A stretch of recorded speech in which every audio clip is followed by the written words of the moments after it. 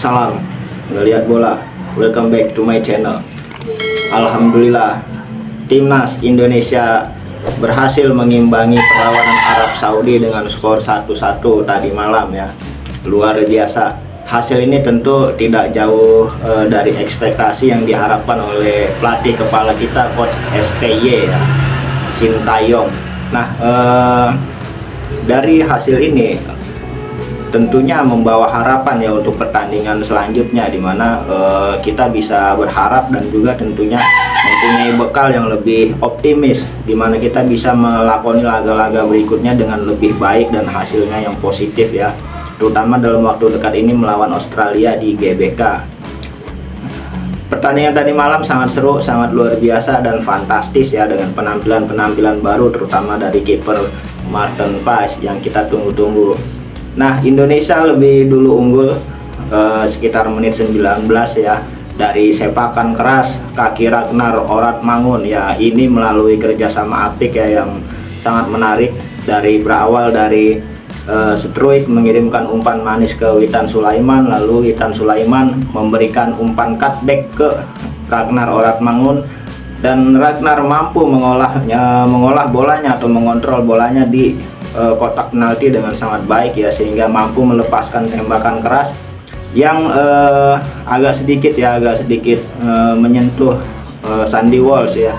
Entah itu menyentuh atau tidak, karena di sini dalam list atau dalam papan skor yang tercatat di situ adalah Ragnar ya yang mencetak gol, tetapi yang selebrasi Sandy Walsh ya. Ya ini 50-50, bagi dua aja ya.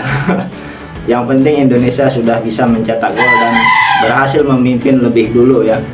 Nah, lalu selanjutnya ada Arab Saudi berhasil menyamakan kedudukan ya, melalui sepakan keras dari luar kotak penalti. Sebenarnya ini bisa diantisipasi oleh Maarten Paes, tetapi menyentuh bahu atau lengan sebelah kanan dari Kelvin Verdonk ya, sehingga akhirnya bolanya berbelok arah dan masuk ke gawang Maarten Paes.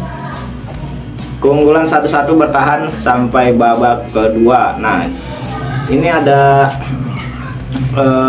perubahan strategi sepertinya ya dari STY ya, dimana babak kedua ini Indonesia lebih sedikit defensif atau lebih defensif lah intinya, untuk mempertahankan posisi atau untuk mempertahankan skor 1-1 ini kayaknya ya. Jadi nggak terlalu bernafsu untuk menang atau untuk menambah gol lagi, karena memang Indonesia lebih memfokuskan kepada lini pertahanan. Itu terbukti dari selama 45 menit babak kedua ya, itu praktis Indonesia hanya mengandalkan serangan balik atau counter attack ya, dan selalu sering banyak sekali ya peluang-peluang dari Arab Saudi yang membahayakan gawang dari Maarten Paes. Dan salah satunya adalah yang paling menegangkan, yang paling krusial adalah ketika blunder dilakukan oleh atau kesalahan dilakukan oleh Maarten Paes yang berusaha untuk mengecoh penyerang dari Arab Saudi, sehingga akhirnya berbuah pelanggaran atau berbuah penalti ya. Dan ini sangat saya sudah membayangkan ya, bagaimana seandainya ya Maarten Paes ini gagal dalam mengantisipasi atau dalam menepis tendangan penalti dari dari Arab Saudi. Apa yang akan terjadi ya di kalangan netizen Indonesia ini? Pasti rame ya, media sosial penuh dengan isinya mungkin blunder Maarten Paes atau apa gitu ya. Tetapi sejauh itu ya penampilan dari Maarten Paes cukup luar biasa ya. Beberapa kali melakukan penyelamatan dan menjadi benteng terakhir yang sangat kokoh bagi pertahanan Indonesia ya, dimana selalu digempur terus-menerus ya selama panjang babak kedua itu ya, digempur terus-menerus. Sepertinya Arab Saudi ini remnya blong ya sepertinya ya. Jadi rem Arab Saudi ini blong, sehingga selalu datang terus itu serangan ke arah pertahanan kita itu ya. Ini kalau tidak punya penjaga gawang yang handal yang sangat luar biasa ya, mungkin bisa lebih dari 1 gol ini ya. Ya, beruntung Indonesia. Nah, Jaiza sendiri sempat marah-marah kepada Rizky Ridho ya, Jadi karena mungkin ya Rizky Ridho ini ada out position ya, sehingga banyak sekali bola yang masuk ya, yang dari, terutama dari sisinya Rizky Ridho ini banyak sekali bola yang berhasil tembus ya ke barisan pertahanan dari Indonesia. Nah, karena Indonesia hanya mengandalkan counter attack, nah ini hanya menyisakan paling di depan itu Struijk ya, terutama lagi ketika babak kedua ini memang sudah banyak pergantian yang dilakukan ya, seperti Tom Haye sudah keluar, Ivar Jenner sudah keluar. Nah, ini praktis lapangan tengah kosong ya, jadi full ini lapangan tengah babak kedua ini dikuasain oleh Arab Saudi, sehingga Indonesia hanya mengharapkan permainan dari sisi flank aja. Jadi di situ ada makanya kan masuk di situ Egy Maulana Fikri sama Marcelino ya, yang diandalkan, diharapkan bisa bermain lewat sisi flank ya, kiri dan kanan. Itu di situ ada Asnawi dan juga Sen Patinama yang dimasukkan ya. Tetapi lagi-lagi yang memang kondisi fisik dan ditambah lagi cuaca yang sangat panas ini menambah kondisi yang kurang prima dari para pemain kita, sehingga beberapa kali counter attack yang dibangun itu selalu terputus ya, karena akurasi passing yang kurang sempurna, yang kurang akurat, lalu penyelesaian akhir di area final third-nya ini juga jadi kurang maksimal ya. Ada yang salah passingnya dan juga tidak akurat dalam pemberian umpan, sehingga tidak bisa dimaksimalkan dengan baik, apalagi dengan kondisi fisik yang sudah lelah, yang sudah tidak prima lagi, sehingga tendangan menjadi tidak begitu powerful ya.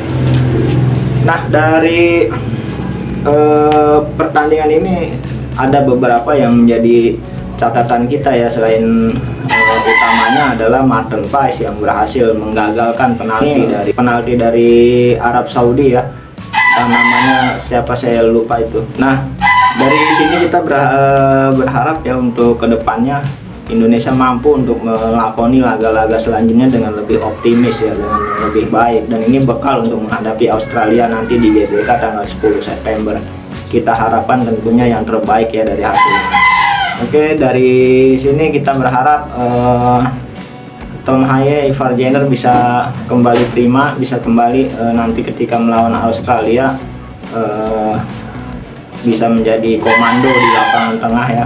Dan juga tentunya Jai Izes yang bermain sangat luar biasa menjaga kokoh pertahanan Indonesia, sehingga tidak mudah untuk digempur oleh Arab Saudi ya. Dan tentunya Rizky Ridho ya, yang sepertinya agak kurang penampilannya malam ini, sehingga harus digantikan dengan Ferrari ya.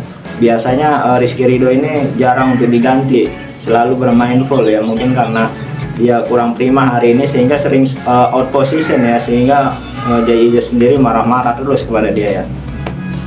Sempat marah-marah ya, nggak terus ya, sempat marah-marah ya, artinya banyak hal yang mesti diperbaiki ya dari sisi pertahanan kita, karena jangan sampai terjadi kesalahan-kesalahan yang berakibat fatal bagi gawang Indonesia.